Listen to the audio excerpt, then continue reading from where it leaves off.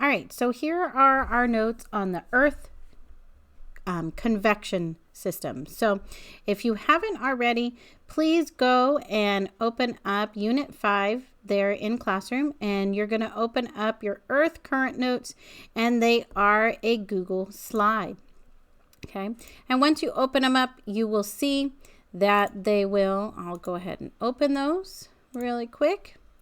You're going to see that there are text boxes, and these are the notes that I'm going to want you to take. And while I'm going through the actual slides, I will definitely clue you off into what to put into these boxes, okay?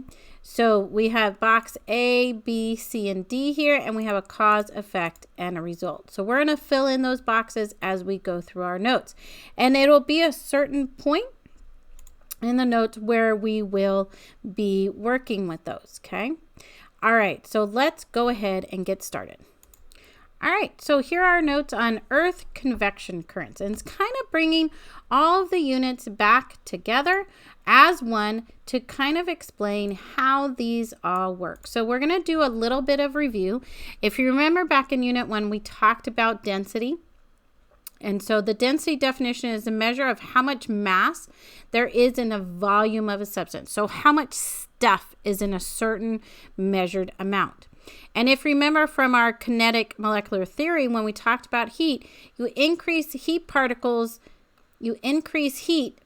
move farther apart. If you remember gases, as we increase that temperature, we're increasing the space between those molecules. And so that increases the volume, and which decreases density. So remember, density equals mass over volume. So if the mass stays the same, but the volume is increasing, we're dividing by more. So we're actually decreasing that density as they move farther apart. And then as we decrease heat or temperature, particles move closer together, just like when they're cold, right?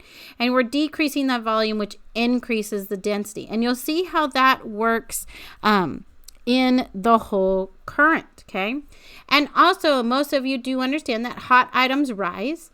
Actually, you might not know that, but it's due to a decrease in density. So most of us know that hot air rises, okay, and cold air seems to sink. And so that's because hot items, remember we just talked about, it increases that volume. So it's decreasing that density. So it's floating to the top. And then cold items sink because they're getting closer together, those molecules, and due to an increase in density. So the density increases, and so they sink. They get more dense. Okay. And remember our types of heat of transfer. We're going to talk about some heat transfer in this as well. Remember, we have radiation, which is no contact. It's where the sun warms the Earth's surface. We have conduction, which is direct contact, like a pot heats up on a stove. And convection, which is the movement of heated substance, liquids, or gases. We are really going to work with conduction and convection here in what we're learning about the Earth's atmosphere. So, little bit of background of where we're at. So this is really a picture of where we're talking about. So this is the inner core of the Earth. This is the outer core, and this is what we call the mantle. So this is the stuff you guys might refer or known as lava inside a volcano, okay? And you've probably seen it in 7th and 8th grade science, but we have what we call lithospheres. So we have the crust, which we stand on here, but then we have ridges and we have trenches. And this ridge right here is like the San Andreas Fault. So we have different areas that kind of have either a thin area or even just maybe a little break in that crust that we stand on.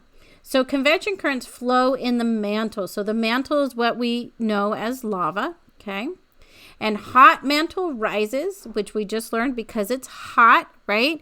It's decreasing its density. Those particles are moving farther apart, so it actually rises up. And it rises up to the part of the asthenosphere, which it starts heating the asthenosphere, which is this orangish part. And then that in turn heats the lithosphere. Okay, and this is what can move back and forth. So as the mantle at the top cools, it actually sinks back down, so it decreases temperature. Particles are moving closer together, density increases, and it goes down to the bottom, okay? The heat source that we're going to talk about in just a minute is the radioactive decay of isotopes in the core of the mantle. So we have a ton of radioactive decay happening down here. We just talked about alpha, beta, gamma, and it happens down here. And remember, we talked about how it releases a ton of energy. Well, that energy is also heat. Remember, heat is mass and temperature. So it increases in temperature here, and it passes it off to the mantle, which then spreads it to the asthenosphere because they're touching. So through conduction, and then to the lithosphere, which actually can cause this to heat up and these to split apart. And we'll talk more about that in just a minute. Okay. All right. So this is next slide. This is where our notes are going to take place. So if you look below where you have this picture, notice there is a label on yours, A, B, C, and D. And we're going to put in there what is happening at A, B, C, and D parts. So at A, we're down here near the core, right, which we have our radioactive decay. So the density of mantle material here, the density is less than the material above it. So the materials start to rise, right, because we're heating up from the core here. So we've kind of sat here. It's kind of flowed this way. It's now hot. And so now the density is decreasing because those particles are moving farther apart. And so this is at A is where it starts to rise. And then you're going to put in the B part. This is the rising material hits the rigid lithosphere, okay, and cannot go up any farther. So it hits here, but this is now, it can't get out, right? It's just not enough for it to actually spew out, unless it's a volcano, but that's another story. And then as it starts to flow this way, it can't get out, so it's going to go this way. And so at C, the force of gravity is causing denser material to fall. So what happens is it's passing through conduction, its heat, the mantle, to the lithosphere, and it starts to cool as it gets here. And then when it hits C, it's decreased so much in temperature that those molecules are moving closer together. The density is increasing, so it starts to fall at point C. And then it hits point D. What happens at point D? It's going to go this way.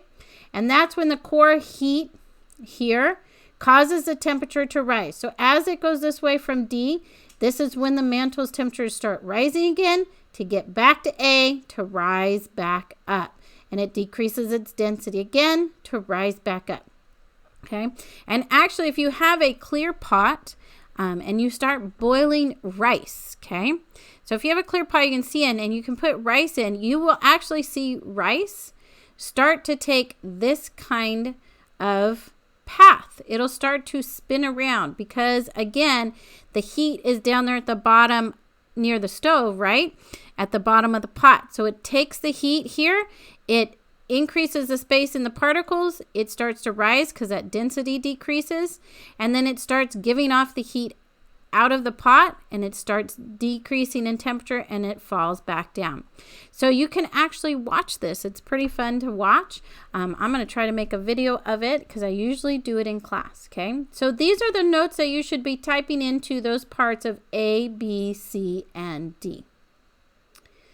All right, at the bottom, at the end, is a little flow chart. Okay. And cause, effect, and result. So what is the cause of what we see? And convection currents are caused by the Earth's internal thermal energy causing the mantle to heat, expand, and rise, right? Changing that density.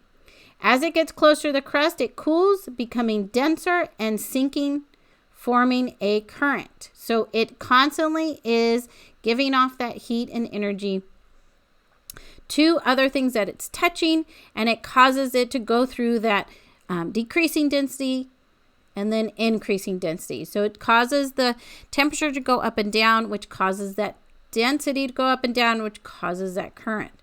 So that is the cause, but what is that effect? Well, the convection currents act as a conveyor belt, moving the plates of the lithosphere above. So as it passes that heat, what happens to that lithosphere is it can also expand because now its atoms are getting increasing in temperature, and so they can expand apart. And what the heck happens once those plates start moving? Well, the result of the plates moving are earthquakes, volcanic eruptions, and building of mountains. So we see all of this happen because of this current that's going around and around underneath us. Now, one of the things that you can realize is you've probably heard a lot of talk about global warming. And a lot of people say, well, it's not actually getting warmer up here. It's the temperature sometimes is decreasing. Well, when they're talking about global warming, which I hate that title because it doesn't really tell you what's going on. What they're talking about is the increase in the temperature here in these things here.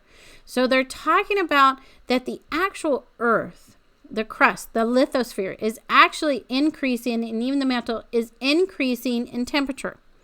And what does that mean? Well, you know, if it increases in temperature, that is going to cause the plates to move because that density, now it's passing more and more heat up to that lithosphere. So it's causing the plates to move more often, maybe even farther apart. And so that's when we start to see more of these things happen. We start to see more earthquakes, more volcanic eruptions, and we start to see, of course, probably not in our lifetime because it takes a really long time to build a mountain. It's not like in the cartoons where it just happens, but we will see more of these stuff, and we will see more heat passed up into the atmosphere above. So that is actually what they're talking about when they're talking about global warming.